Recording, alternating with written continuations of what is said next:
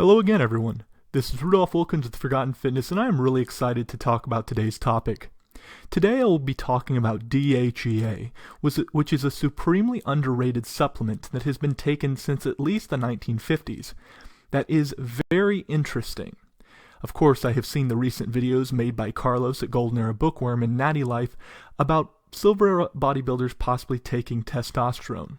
Now, I won't be speaking on that today, but what I will be telling you about is DHEA, and the man who kind of made it popular, at least on the internet, and that man is Leroy Colbert.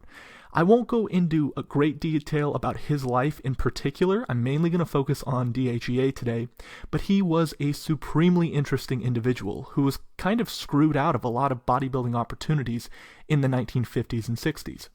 Regardless, he really made this supplement popular about 5 or 6 years ago. He's unfortunately passed away now, but his knowledge remains on the internet, and that is where I have learned a lot of this information. And I've known about this supplement for many years. And of course, if you have any questions, comments, or concerns about this video, feel free to leave them in the comment section below. And with all that out of the way, I hope you all enjoy this video. I'm sure a number of you, especially the younger folks, may be wondering what DHEA even is. Well, dihydroepiandrosterone is a hormone precursor produced in the adrenal glands, gonads, and brain, and is made in both females and males. Metabolically, it helps produce both testosterone and estrogen.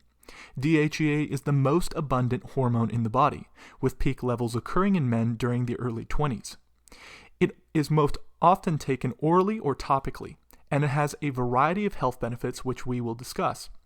In addition, it is 100% legal and can be purchased over the counter at practically any health pharmacy in the United States, and only costs about $5 to $10.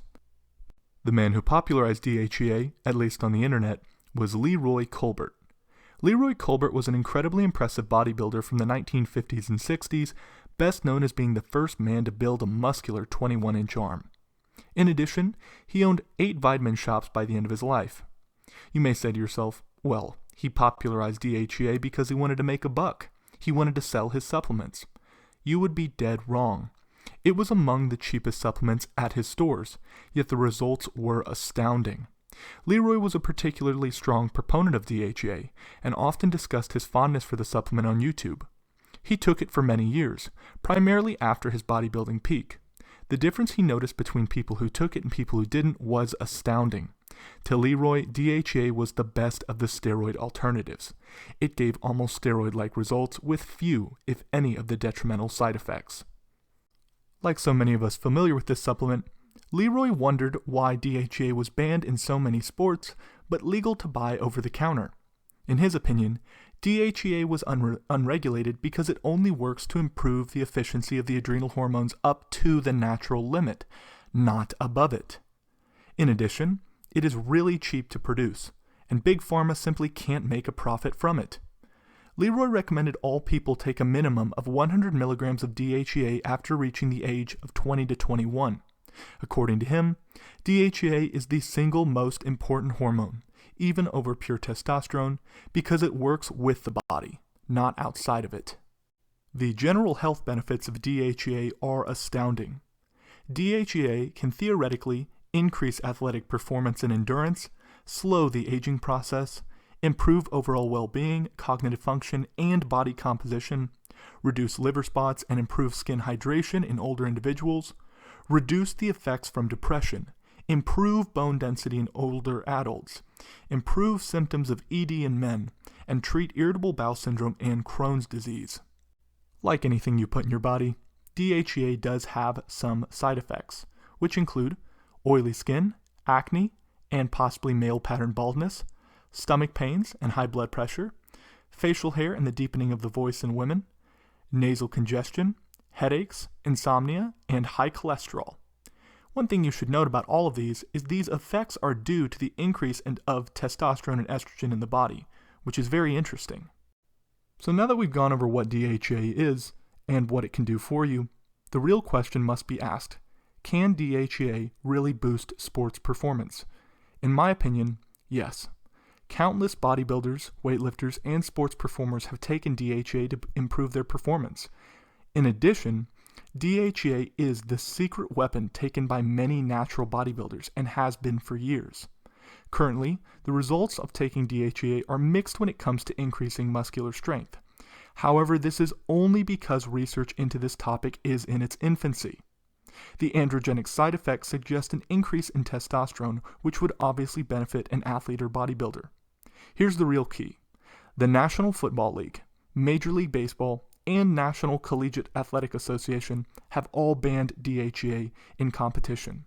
Ask yourself this: why would all three major sports organizations do this if it didn't work? The answer is quite simple.